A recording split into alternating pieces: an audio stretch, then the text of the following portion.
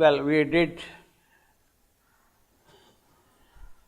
start with the section last time, but we'll just recapitulate what we did and then proceed further.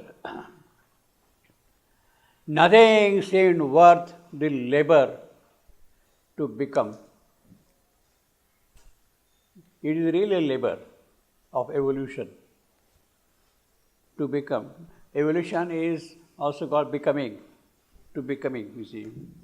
So, to become, and the early stages of entry into life, into matter, life's entry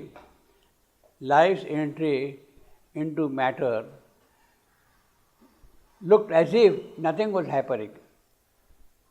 Matter got disturbed, something started happening, but the enormous amount of labor which was put in by life in matter, compared with that, nothing really tangible, worthwhile, substantial was observed, as the description goes earlier. But just not his spirit's vacant eye. But that is not the way. It looked as if nothing had happened. Life's entry into matter as if nothing happened. But Ashtapati does not see it that way. That itself is a very great event, extremely significant event in the history of evolution. How out of absolutely nothing of life or mind, of anything at all in matter, something has started happening. That itself is a tremendous event, actually. But just not his spirit's vacant eye. Vacant eye. Now, as I said last time, vacant eye of Ashtapati. The vacant eye of Ashtapati. Now, as I told you last time, when does the eye awake? Our eyes are not vacant at all. To see all that is going to happen and all that is being described, we read, we kind of mentally make a sort of picture of it, but we don't see it all. Our eye is not vacant, but Ashtapati's eye vacant.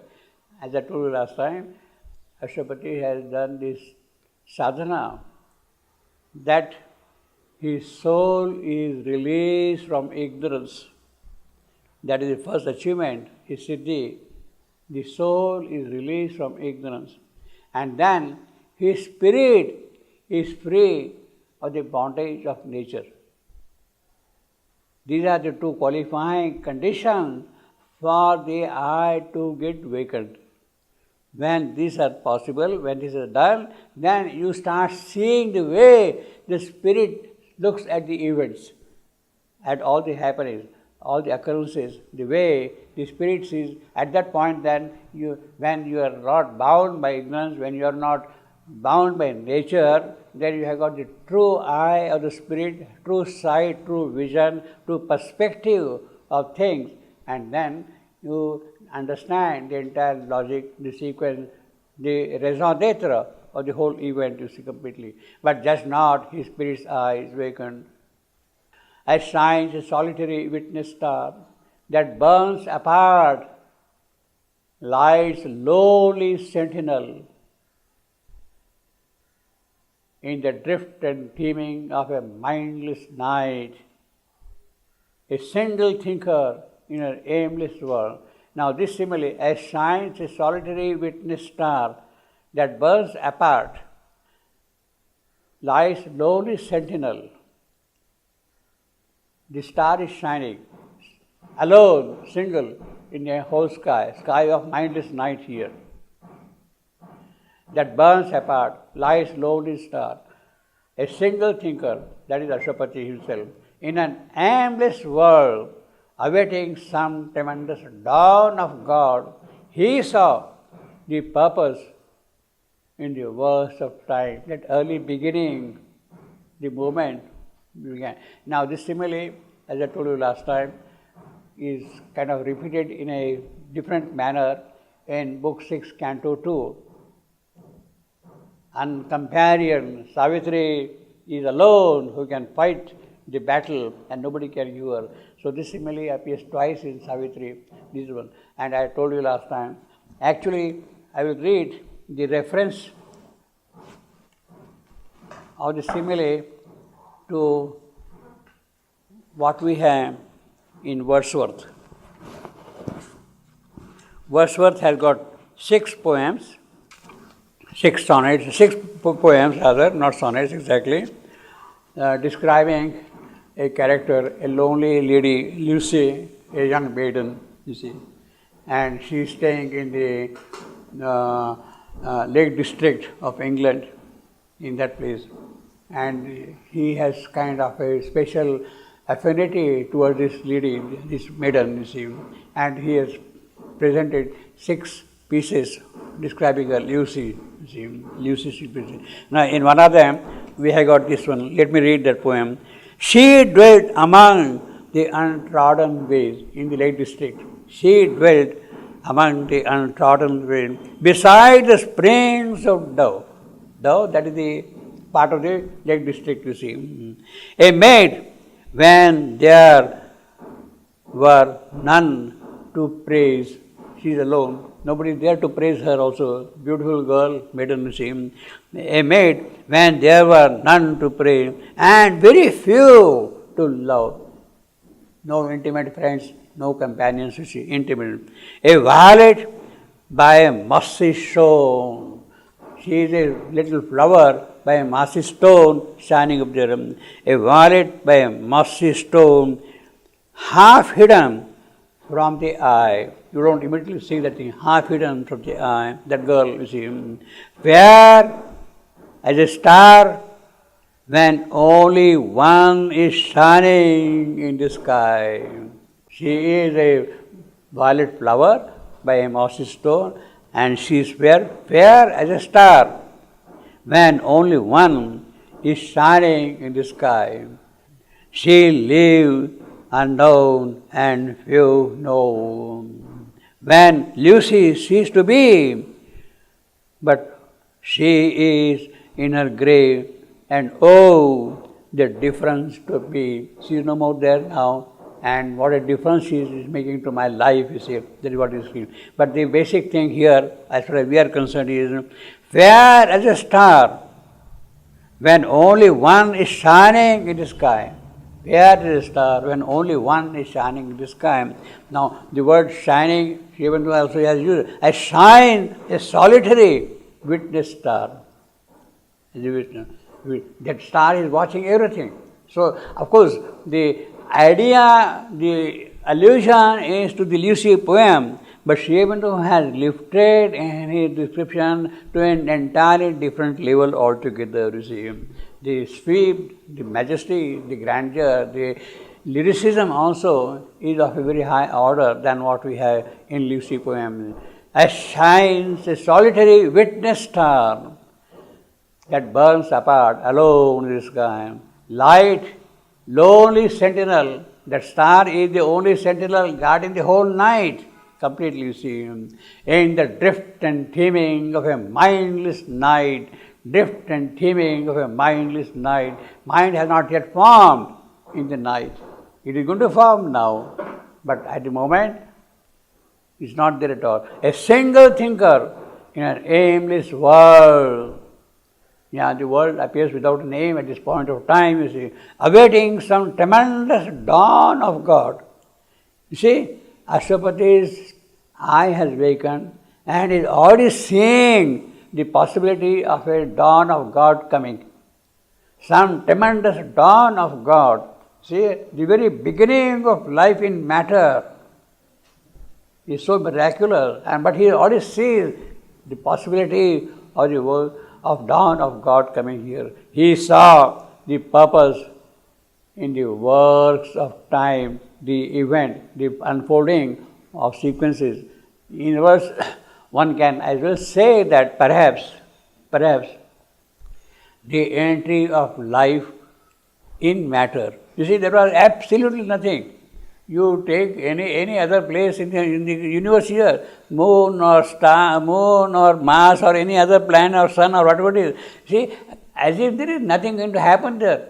Nothing is happening there. Nothing is happening, absolutely nothing there.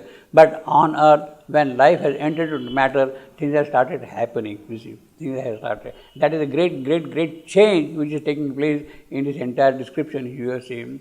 Now, what I was saying was,